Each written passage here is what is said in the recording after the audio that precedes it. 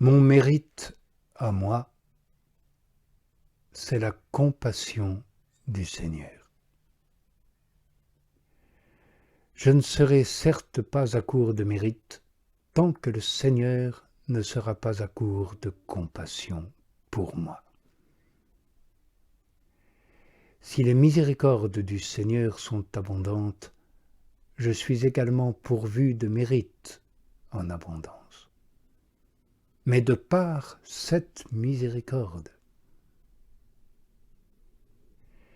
Mais qu'en sera-t-il si je suis conscient de nombreux péchés? Là où les péchés ont abondé, la grâce, elle, a surabondé. Et si les miséricordes du Seigneur sont de toujours à toujours, je chanterai moi aussi les miséricordes du Seigneur pour toujours. Est-ce ma propre justice que je chanterai? Seigneur, c'est de ta seule justice que je me souviendrai, car elle est aussi ma justice, puisque tu es devenu pour moi justice venant de Dieu. Devrais-je craindre qu'une seule ne suffise pas pour deux? Elle n'est pas ce court manteau qui, selon le prophète, ne pourrait pas couvrir deux personnes. Non, ta justice est justice pour toujours. Quoi de plus infini que l'éternité? Cette justice, dans son ampleur et son éternité, nous couvrira amplement tous deux, toi, Seigneur, et moi. En moi, certes, elle couvre une multitude de péchés. En toi, Seigneur, que recouvre-t-elle sinon les trésors de ta pitié, les richesses de ta bonté?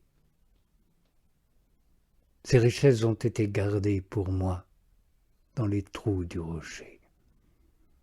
Quelle est grande l'abondance de ta douceur dans ces plaies. Douceur cachée, certes, mais pour ceux qui se perdent. Pourquoi donnerait-on ce qui est sacré aux chiens ou les perles aux pourceaux? Quant à nous, Dieu nous l'a révélé par son esprit. Et même par ces trous béants, il nous a introduits dans le sanctuaire. Dans ces trous, quelle abondance de douceur, quelle plénitude de grâce et quelle perfection des vertus. Pour ma part, j'irai à ces celliers si bien garnis. Selon l'admonition du prophète, je quitterai les villes et j'habiterai sur le rocher. Je serai comme la colombe qui construit son nid à l'entrée du trou. Ainsi, posté avec Moïse dans le trou du rocher, lorsque passera le Seigneur, je mériterai, par sa grâce, de l'apercevoir au moins de dos. Car la face de celui qui se tient debout, c'est-à-dire la splendeur de l'immuable, qui pourrait la voir, sinon celui qui a déjà mérité d'être introduit, non dans le sanctuaire, mais dans le Saint des Saints. Autrement dit, dans le face-à-face éternel. D'ailleurs, contempler Dieu de dos n'a rien de vil, ni de méprisable.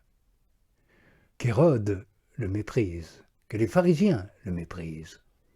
Pour moi, je le méprise d'autant moins qu'il a voulu paraître plus méprisable à Hérode et aux pharisiens.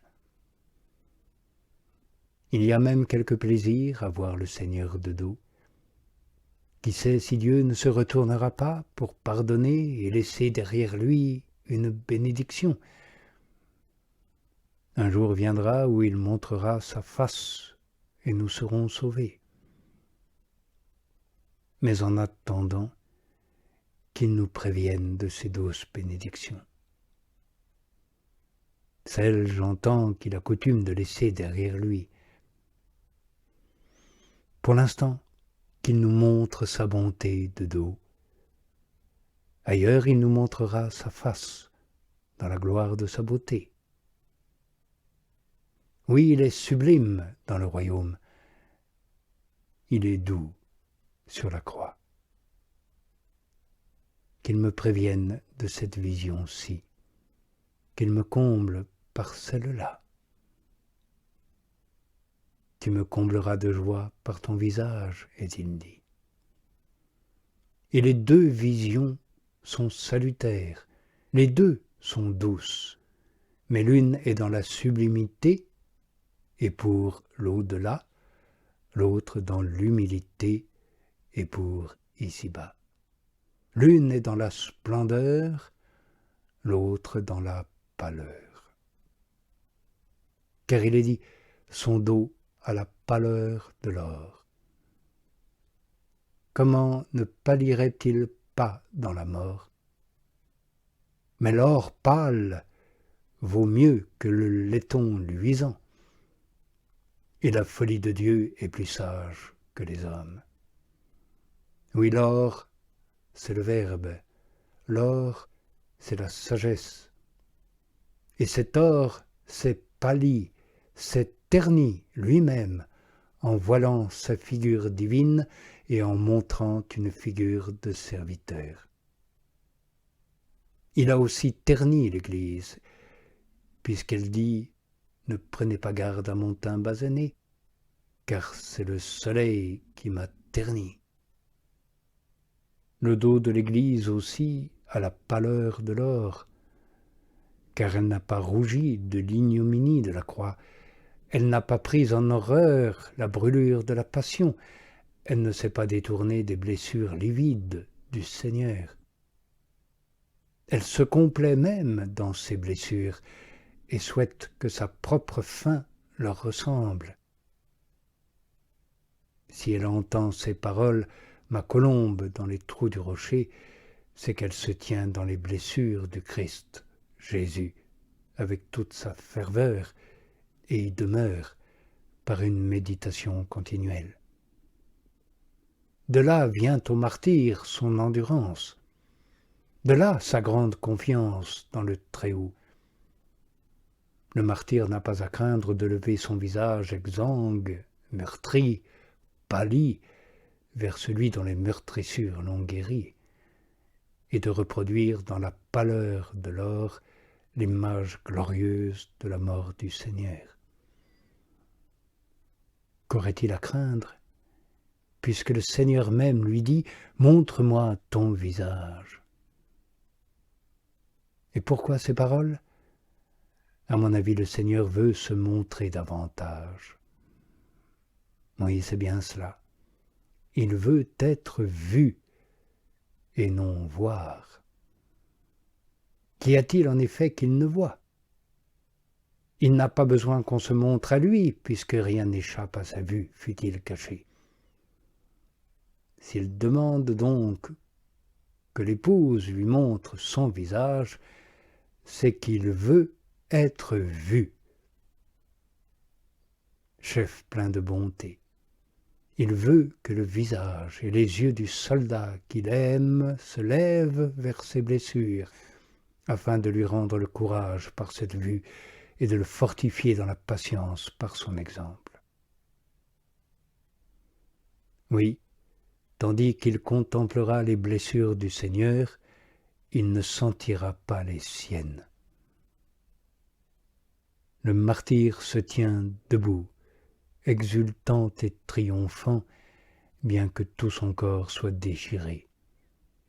Tandis que le fer lui ouvre les flancs, il regarde avec courage et même avec allégresse le sang sacré jaillir de sa chair. Où est alors l'âme du martyr? Sans aucun doute, elle est en sûreté.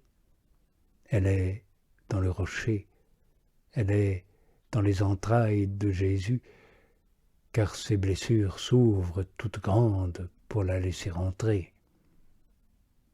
Si elle était dans ses propres entrailles, elle sentirait certes le fer qui les pénètre, elle ne supporterait pas la douleur, elle fléchirait et renierait sa foi.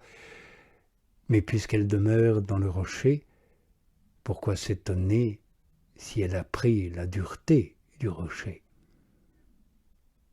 Ce n'est pas étonnant non plus que, exilée de son corps, elle ne sente pas les douleurs du corps. Ce n'est pas un effet de l'engourdissement, mais de l'amour. Les sens sont maîtrisés, non pas perdus. La douleur n'est pas absente, mais elle est dédaignée. C'est du rocher que vient la fermeté du martyr, qu'il soit de sang, de cœur ou d'esprit. C'est de là qu'il tire la force de boire le calice du Seigneur. Qu'il est glorieux, ce calice enivrant. Glorieux, dis-je, et agréable, aussi bien pour le chef qui regarde que pour le soldat qui triomphe. Car c'est la joie du Seigneur que notre fermeté. Comment ne se réjouirait-il pas à la voix d'une si courageuse confession de foi? Il la demande même avec désir, en disant « que ta voix résonne à mes oreilles ».